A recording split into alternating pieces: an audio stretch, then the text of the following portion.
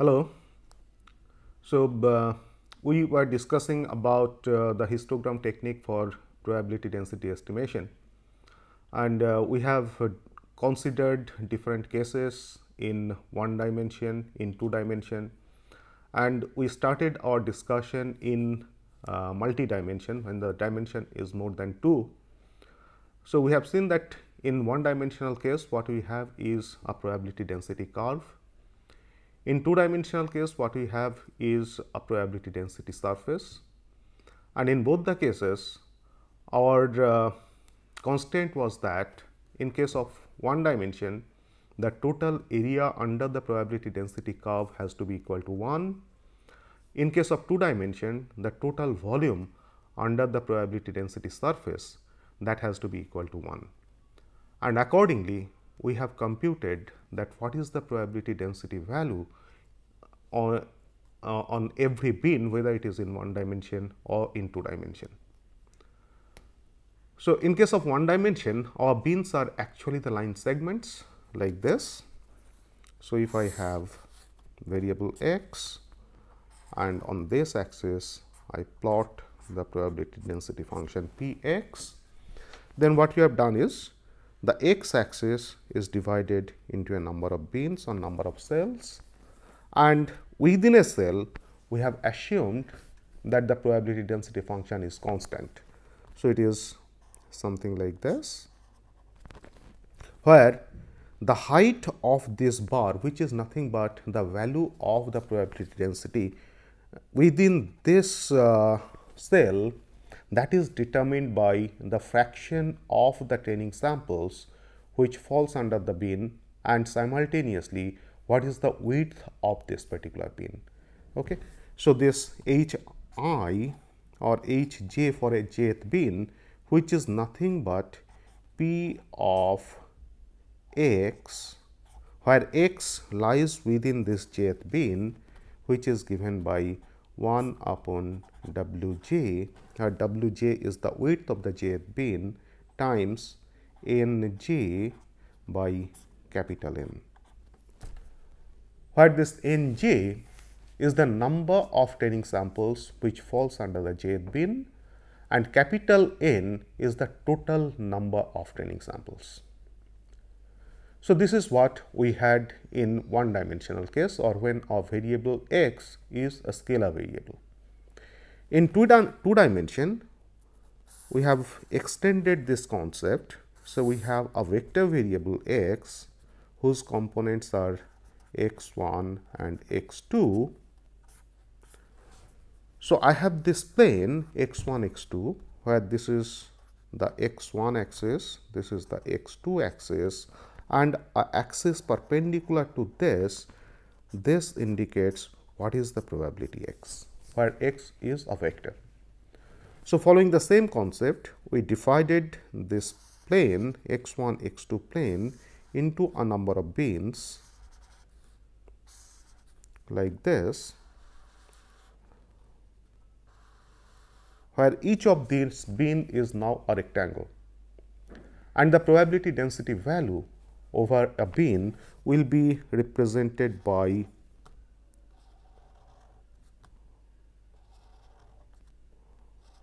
a bar something like this, where this bar will have a volume. The volume is given by, if this bin is the ijth bin, so Hij times Aij, where Aij is the area of this bin, and we said that this has to be equal to Nij upon capital N, where Nij is the number of samples which falls under this ijth bin, and capital N is the total number of samples. So from this we can compute Hij, which is nothing but P of x, where this x is a vector. So what is the probability that this vector x will fall under the ijth bin? Okay. So which is given by 1 upon Aij into Nij upon capital N. And here again it is assumed that within a bin the probability density value is constant. Okay. But the probability density value varies from bin to bin. We have extended this concept to 3 dimension, where obviously in case of 1 dimension as the bins are line segments, in case of 2 dimension the bins are area segments which are nothing but rectangles in our case.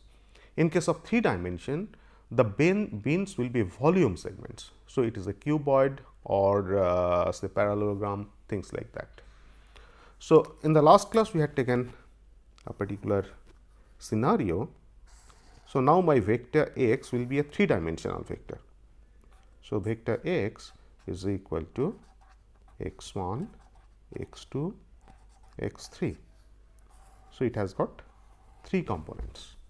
So, accordingly I say that this is my x 1 axis, this is my x 2 axis, this is my x 3 axis. So, accordingly I define a 3 dimensional space and every vector is a point in that 3 dimensional space. So, to estimate the probability density function, what I have to do is this 3 dimensional space has to be divided into a number of volume elements which are nothing but the bins. So, in the last class we had taken a volume element something like this.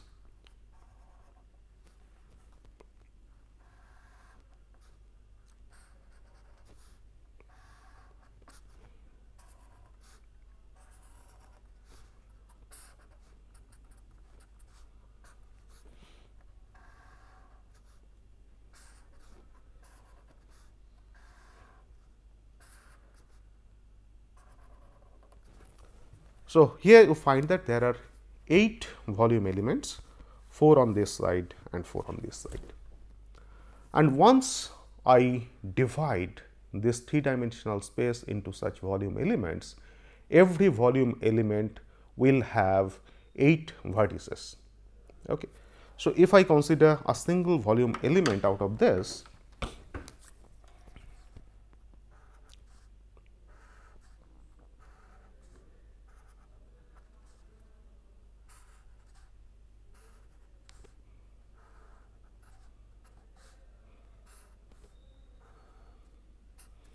so this volume element has got 8 different vertices.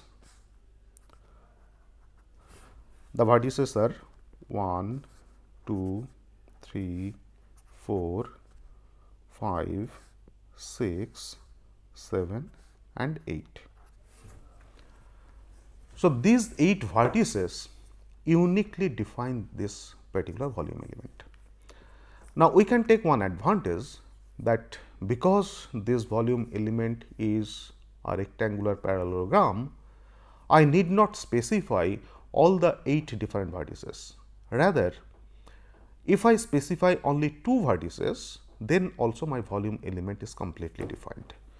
So, one of them, if I say that this is my x axis or x 1 axis, this is the x 2 axis and this is x 3 axis.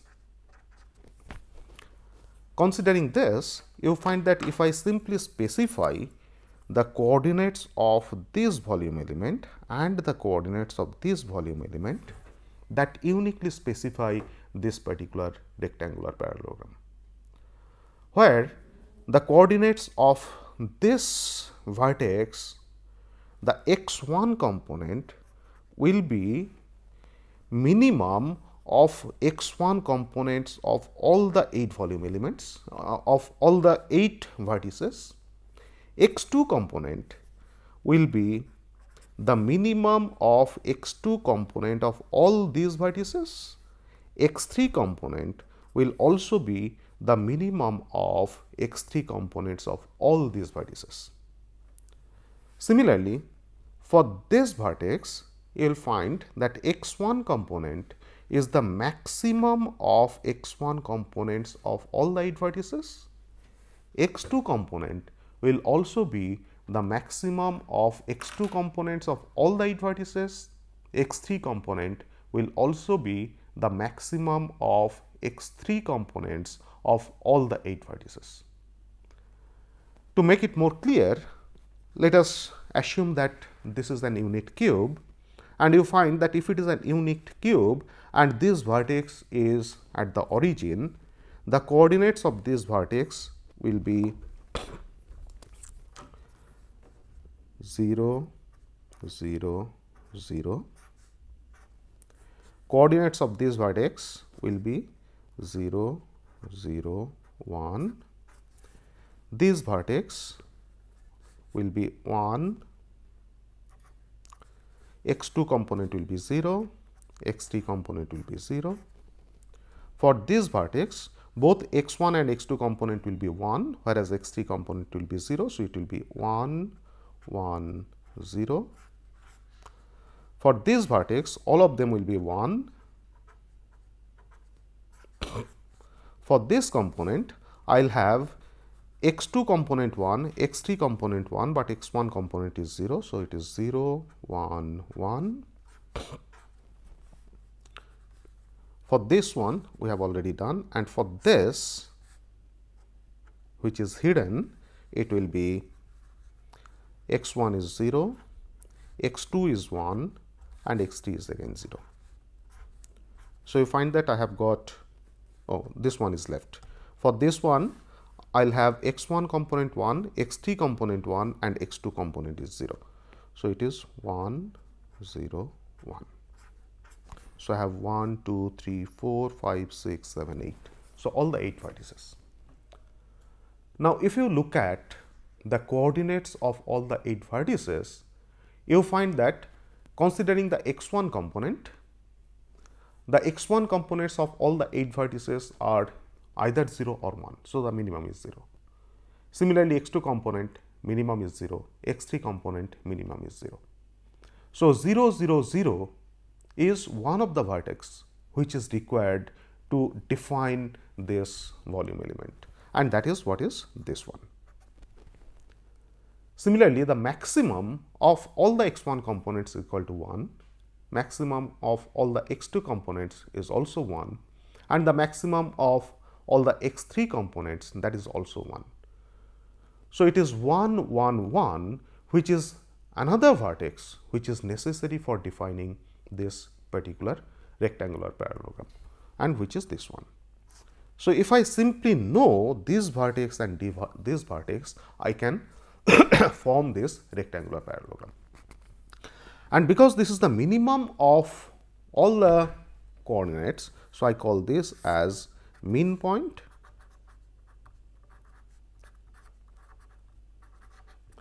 and this being the maximum of all the coordinates, so I call this as max point. So, one thing is clear, that if I know the mean point and max point of every volume element, then my volume element is uniquely identified. Now, what is the use of this mean point and max point? We said before, whether it is in one dimension or two dimensional case, that to estimate the probability density function in a cell or a bin. So, in 3-dimensional case, each such volume elements of the cells of the bins. Okay. So, to estimate the probability density function in each cell or each bin, I need to find out how many points or how many training vectors are actually falling in the bin. Okay. So, in case of one dimension, you find that I know boundary, this minimum boundary of the line segment, I know maximum boundary of this line segment. So, a value of x which is greater than or equal to this and less than this falls under this bin. So, that is my check. How do I find out that how many training samples are falling within the jth bin? You come to 2-dimensional case, every point here also I have, say for example, this bin, this will be the mean point, this will be the max point. So, this mean point has a coordinate x 1 mean and x2 mean. This is the coordinate of this point, and coordinate of this point is x1 max and x2 max. This is the coordinate of this point. Now, for any point P lying within this cell, I must have, say, point P whose coordinate is, say, x1p and x2p. Condition must be that x1p has to be greater than or equal to x1 mean, and it has to be less than x1 max. Simultaneously, x2p has to be greater than or equal to x2 mean, and it has to be less than x2 max. So, if I simply have the mean point and max point, I can easily determine that what are the samples which falls under which bin, and I can count the number of such samples. So, the number of samples falling under the jth bin in case of one dimension will be nj, and the number of samples falling under ijth bin in case of two dimension will be nij. Okay. So, in 3 dimension, as we have defined this mean point and max point, here also you find that for the mean point I have the coordinates. Let us assume that x1 mean, x2 mean and x3 mean. These are the mean point of, this is the mean point of, say, kth bin. So, I put a1 x1k, x2k, x3k. So, this is the mean point of the kth bin. Similarly, max point I defined as x1 max as it is for the kth bin. So, x1k, x2 max k and x3 max k. So, this is the max point of the kth bin. Now, any point P at x1, x2, x3, if it has to lie within this kth bin in 3 dimension, I must have the condition that x1k mean must be less than or equal to x1, which must be less than x1k max.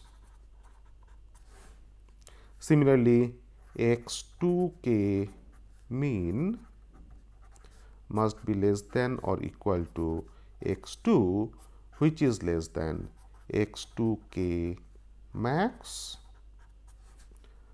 and x3k mean must be less than or equal to x3, which must be less than x3k max. If all these 3 conditions are satisfied simultaneously, then only I can say that this point P falls within the kth bin. For whichever bin this condition, all these 3 conditions are simultaneously satisfied, the point P falls within that particular bin. So, by using this, given a set of 3-dimensional vectors, I can find out that how many of these vectors are falling under which bin. Okay. So, if I find that nk number of vectors are falling under the kth bin and capital N is the total number of training vectors, then the fraction of vectors which are falling under this kth bin is given by nk by capital N. Okay. And now, the volume of the kth bin, if that is Vk, and the probability density in the kth bin, if that is, say, Pk, capital X, I must have Vk times Pk capital X is equal to Nk by N. Now, here you find that I can find an analogy from one dimensional case or in two dimensional case. In case of one dimension, we said that the area under the probability density curve has to be equal to 1. In case of two dimensional case, we have said that the volume under the probability density surface is equal to 1, has to be equal to 1. Now, following the analogy over here, you find that this is my probability density value within the kth bin, and this is the volume of the kth bin. So, this being the density and this being the volume, I can say that Vk times Pks represents mass. So, the total mass under this probability density has to be equal to 1.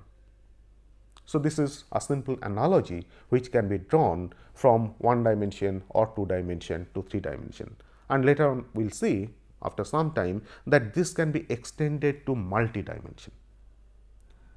So, once I have this, my simple calculation is the probability density value within the kth bin of x, where x is my three dimensional vector. So, this x is nothing but a vector x1, x2, x3 which falls under the kth bin. So, the probability that a vector x will fall under the kth bin is simply given by Pkx is equal to 1 upon Vk times Nk by capital N,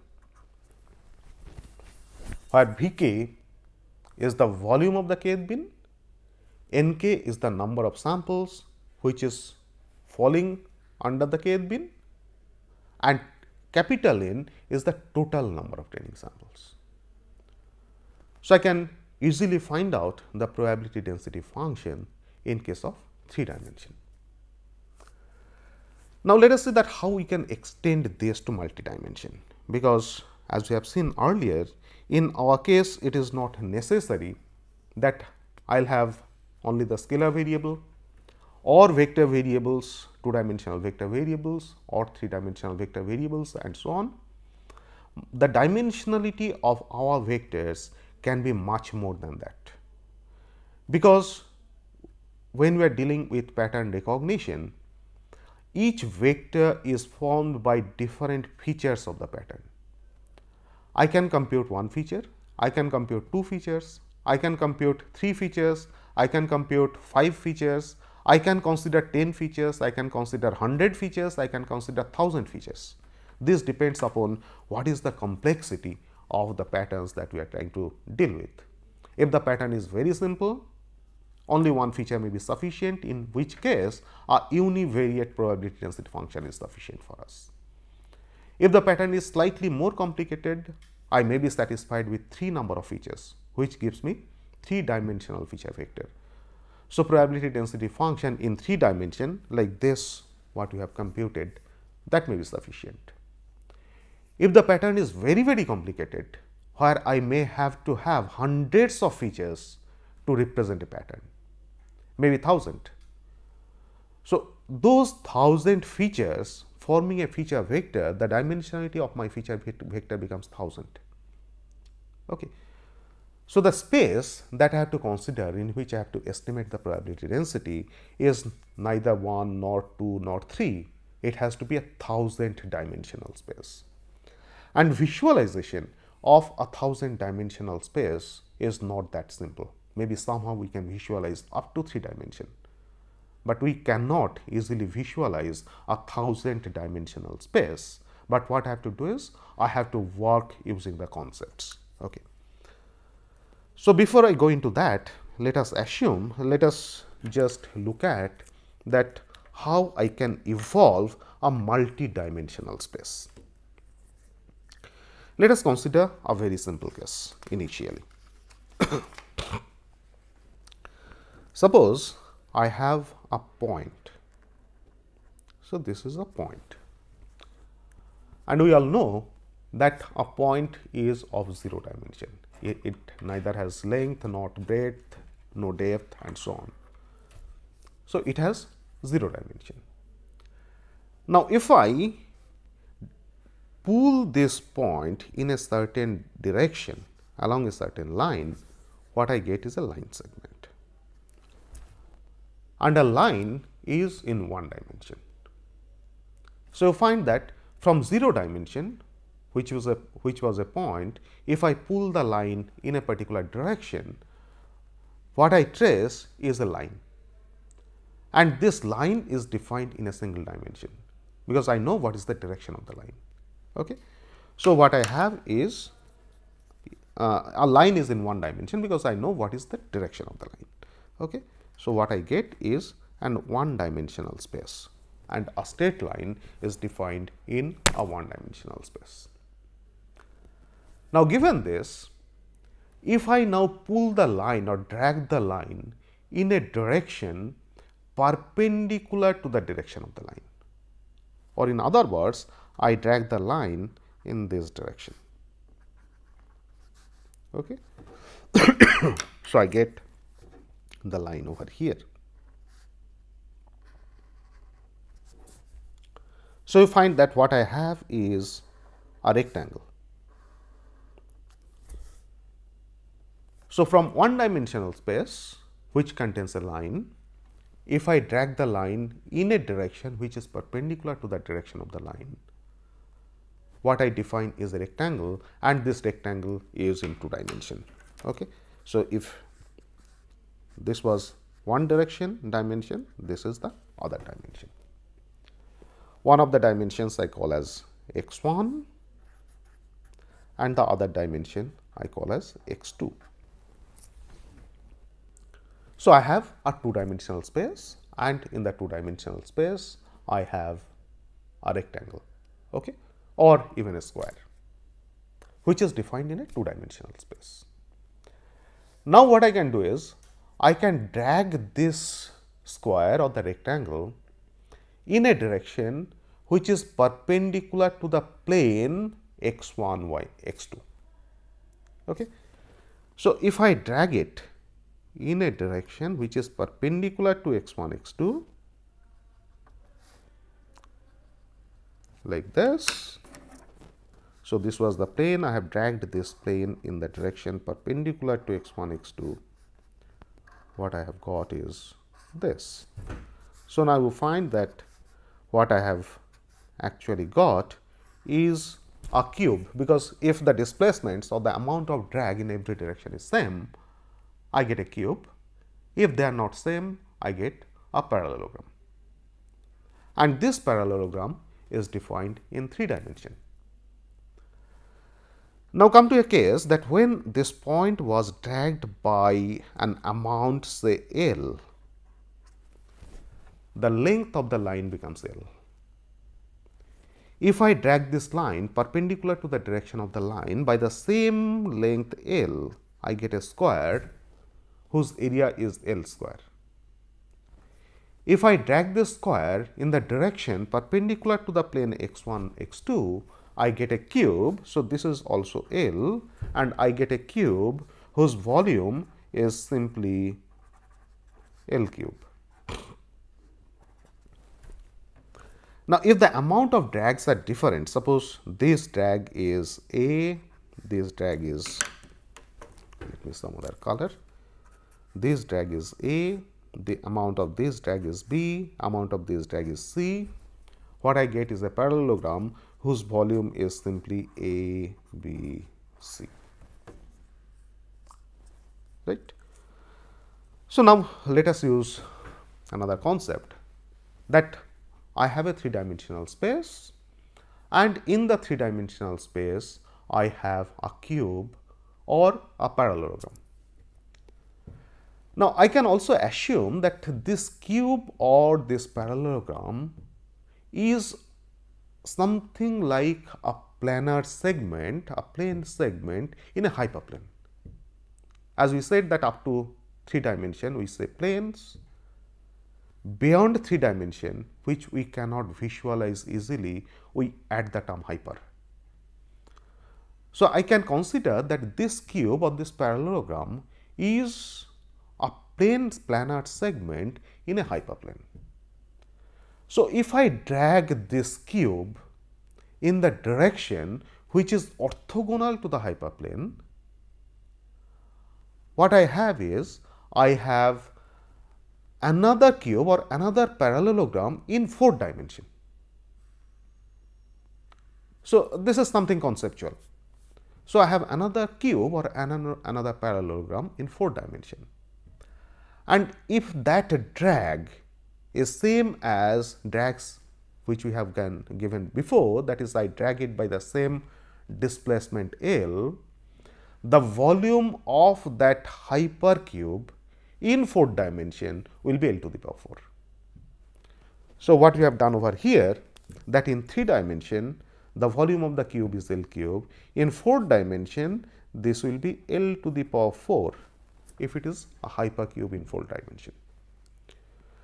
Whereas, if I drag it by a displacement d along the 4th dimension, I get a hyperparallelogram in 4th dimension, and the volume of that hyperparallelogram will be simply ABC, which was the volume of the parallelogram in 3 dimension. In 4th dimension, it will be A, B, C, D. So, you find that the concept is very simple, and I always have analogy to lower dimensions. I may not stop there. I can consider this hypercube in 4th dimension is actually a planar segment in a hyperplane in 4th dimension. So, if I drag this 4th dimensional planar segment in a direction which is orthogonal to that hyperplane, I get another parallelogram in 5th dimension. And if that amount of drag is same as L, the volume of that hypercube in 5 dimension will be, instead of L to the power 4, it will be L to the power 5. And if the amount of drag is E in the 5th dimension, the volume of the hyperparallelogram that I get in 5 dimension will be A, B, C, D times E, where E is the amount of drag in the 5th dimension. And this concept I can go on extending in multiple dimensions.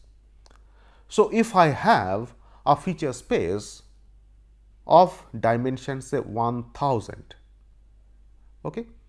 So, the volume of a hypercube in 1000 dimensional space will be given by L to the power 1000, as 1000 is the dimension of the space. Okay. And this is a cube in 1000 dimensional space, where every side of that hypercube is equal to L. Considering from here, if A1 is the length of the hyperparallelogram in 1st dimension, A2 is the length of that hyperparallelogram in the 2nd dimension.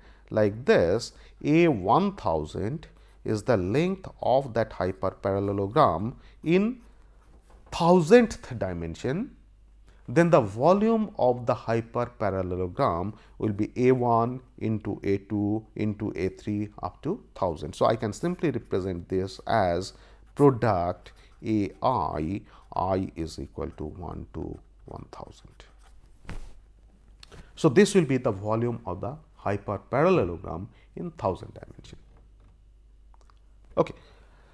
Now, whatever we do, as we have seen in case of 2 dimensional space or in case of 3 dimensional space, that every bin can be uniquely identified by the location of 2 vertices.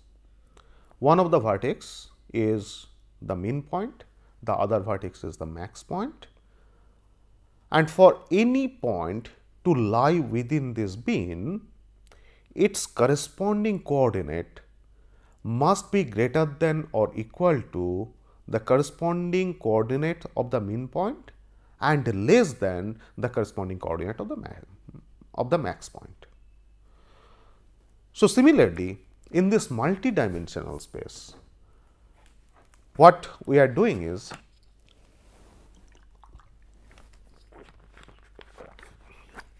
this is basically either a hypercube or a hyperparallelogram in a multidimensional space. So, to uniquely identify a hypercube or a hyperparallelogram in a multidimensional space, if I have the coordinates of the mean point and the coordinates of the max point, that is sufficient. I do not need to store any other vertex, the information of any other vertex of that hypercube or hyperparallelogram. Okay. So, if I have the mean point and the max point, that is sufficient for me. So, given this, now I can write the conditions that say V is the max point, V is the mean point, and let us say W represents the max point of a volume element, whether this volume element is in 1 dimension or in 2 dimension or in 3 dimension, 4 dimension, 1000 dimension, 10,000 dimension, does not matter. I have defined what is my mean point and what is my max point. Okay. And suppose this is defined in the n dimensional space. N may be 1, it may be 2, it may be 3, it may be anything. This is in n dimensional space. And incidentally, let me mention that in n dimensional space, a cube, a hypercube in n dimensional space is actually called an n cube. Similarly, a hyperparallelogram in n dimensional space will be called n hyperparallelogram. Okay. So, these are the terms that we use. So, what I have is n dimensional space. So, accordingly, this mean point V will have n number of components. So, it will have V I for I 1 less than or equal to I less than or equal to n. So, different coordinates of the mean point. Similarly, for the max point, I will have different coordinates, which is given by W I, where 1 less than or equal to I less than or equal to n. So, once I have defined my mean point and max point, now suppose I have a point P. In ith dimension, the coordinate of this point P will be Pi. So, in ith dimension,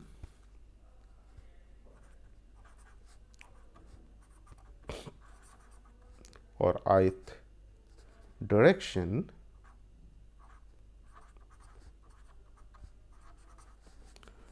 coordinate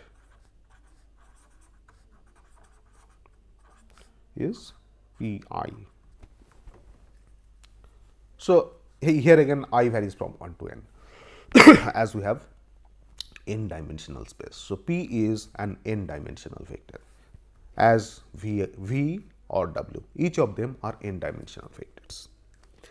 So, if this P has to lie within the volume element or within the bin defined by V and W, I must have the condition that V I must be less than or equal to P I, the corresponding coordinate, which must be less than W I. Okay. And this has to be satisfied for all I within 1 to n. Okay. So, V I less than or equal to P I less than W I, V being the mean point and W being the max point. So, if this is satisfied, for all I between 1 to n. That means, for in every dimension, the corresponding coordinate of P must be within the minimum limit and the maximum limit of the corresponding dimension of the hypercube. So, if this is satisfied for all I, that means for every coordinate of point P, then we say that point P is contained within the corresponding hypercube or the corresponding hyperparallelogram. So, given this, now you find that estimating the probability density function or probability density value using the histogram technique in n dimension is as simple as we have done in case of 1 dimension or in 2 dimension or in 3 dimension. So, what I have to do is this n dimensional space has to be divided into a number of bins or cells, where every bin or every cell will be of dimension n. Okay. So, this will be divided into a number of bins or number of cells in n dimension. Then when I have a set of training samples or the training vectors, so every training vector is of dimension n, I have to compute that how many of these training vectors falls under say kth bin, where this bin is an n dimensional hypercube. And I identify whether a vector falls in this kth bin or not simply by using this condition, that the mean point of the kth bin and the max point of the kth bin. So, every coordinate of the feature vector must be greater than or equal to mean point of the kth bin, the corresponding coordinate of the mean point of the kth bin, and it must be less than the corresponding coordinate of the max point of the kth bin. So, by this I can identify that how many of these samples falls under the kth bin, and then the fraction of samples which falls under the kth bin is simply n k upon capital N. Okay, where n k, if I assume that it is the number of samples which falls under the kth bin and capital N is the total number of samples. So, this fraction of samples falling under the kth bin divided by the volume of the kth bin, where volume of the kth bin is simply either L to the power n, because we are using n dimensional space, or if it is a hypercube and L being each side of the hypercube, or A I, take the product I varying from 1 to n, if it is a parallelogram. Okay. So, after all, it is the fraction of the samples which falls under the kth bin divided by the volume of the kth bin that gives me the probability density estimate within the kth bin. So, a sample will fall within that kth bin with a probability density as estimated by this method. So, overall what we have is, if Pk is the probability that a sample falls under the kth bin, it is simply 1 upon Vk, where Vk is the volume of the kth bin, or W and V are getting sorry, let me put it other way. So, P, instead of P, let me call it Q, because we are using P to represent the point here. So, Qk, which is the probability that a sample falls under the kth bin, is simply given by 1 upon volume K, which is the volume of the kth bin, into say let me put it as say Rk upon capital R, where Rk is the number of samples in kth bin, and R, this is the total samples, total number of samples.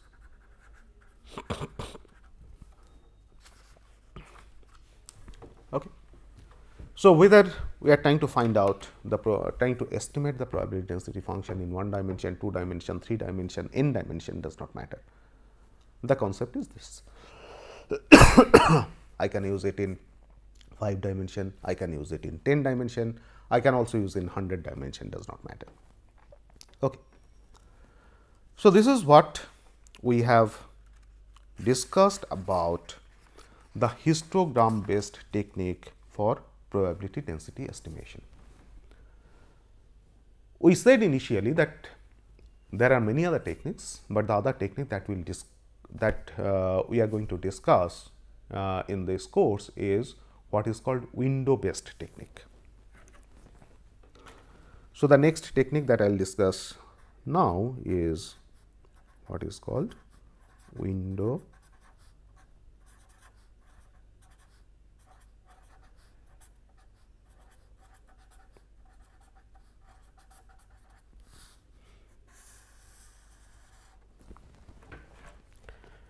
Now, what is this window based technique?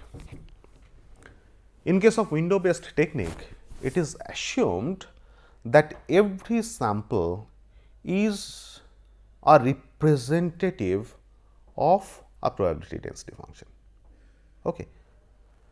So, this representative can be a delta function or it may be any other window function. However, our constraint is that the total area under this probability density curve that we are going to estimate, that must be equal to 1. Okay.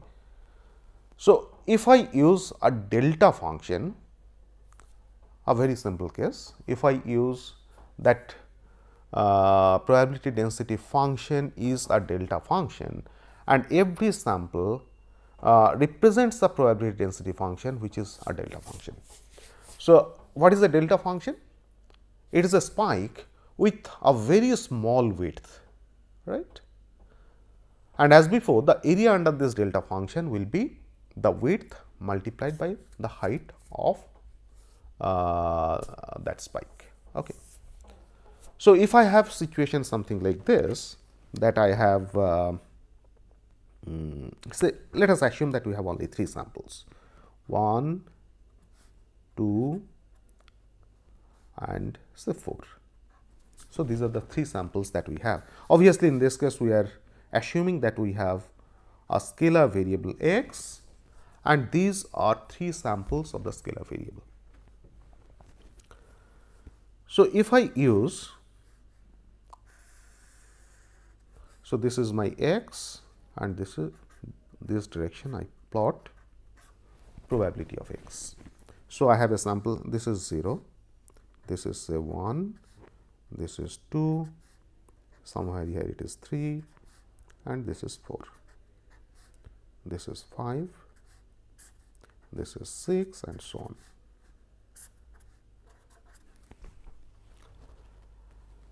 And as I said that every sample is a representative of a probability density function. So, initially if I assume that that representative is probability density function is a delta function, something like this. So, I have one delta function at location x equal to 1, I have another delta function at location x equal to 2 and I have another delta function at location x equal to 3. And as we said that our constraint is the total area under this probability density function has to be equal to 1. So, that clearly says that area of this delta function has to be 1 by 3, area of this delta function has to be 1 by 3, area of this delta function has to be 1 by 3. Now, if I have a situation something like this, that my samples are 1, 2, 4 and I have one more sample at location 1. Then obviously, there are 2 delta functions which will be superimposed at location x equal to 1. So, the height of this delta function will be just double. And not only that, area of individual delta functions has to be 1/4. In the earlier case, I had only these 3 samples. So, the area of individual delta functions was equal to 1/3. So, that when I add all of them together, all these delta functions together, the total area becomes 1. But now, I am considering a case where I have 4 delta functions, okay, because I have 2 samples lying at location x equal to 1. So, I have to have 4 delta functions. and the total area has to be equal to 1. So, the area under every delta function has to be 1 by 4. So, I have a situation something like this. Area of the delta function at x equal to 1 has to be double of the area of the delta function at location x equal to 2 or area of the delta function at location x equal to 4. Total area has to be equal to 1. Now, if I have this sort of situation, then you find that this is not really approximating a continuous probability density function, because what I will have is I will have a set of spikes, a set of disjoint spikes. So, I am not really estimating a continuous probability density function, but what I have to do is I have to use a continuous, I have to estimate a continuous probability density function from the set of samples which are given. So, the delta function to be a representative probability density function is not really suitable. Instead of delta function, I can use some other functions called window functions or kernels, which can help us to estimate the continuous probability density function in a smooth way. So, what we will use is window functions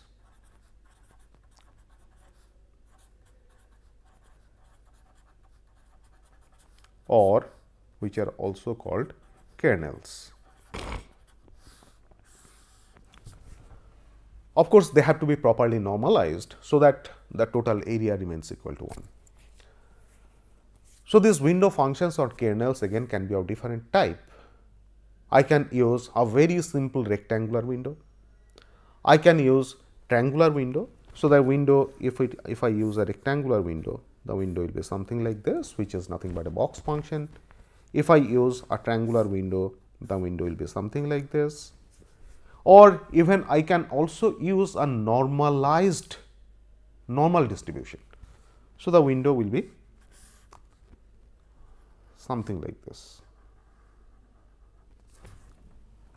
So, different types of window functions or different types of kernels can be used to estimate the probability density function. So, find that over here, when I have a situation that I have 3 samples at location 1, 2 and 4, the situation was something like this.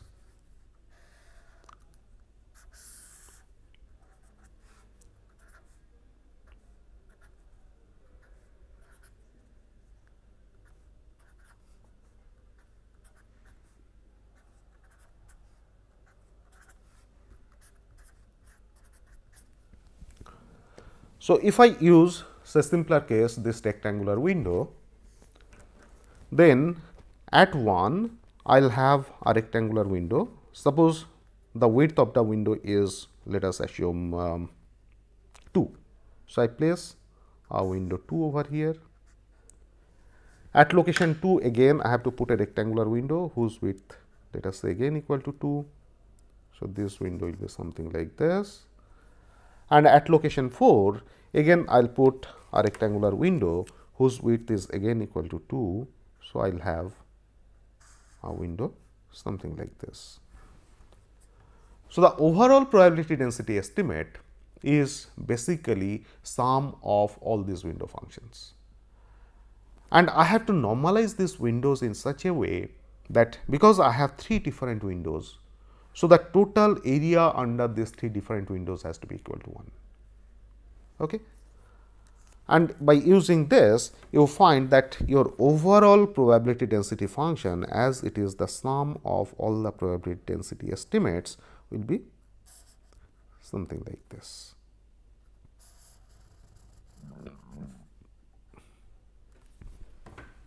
Okay. So, this curve gives me what is the probability density estimate P of x. Right. So, right now what we have done is something visually.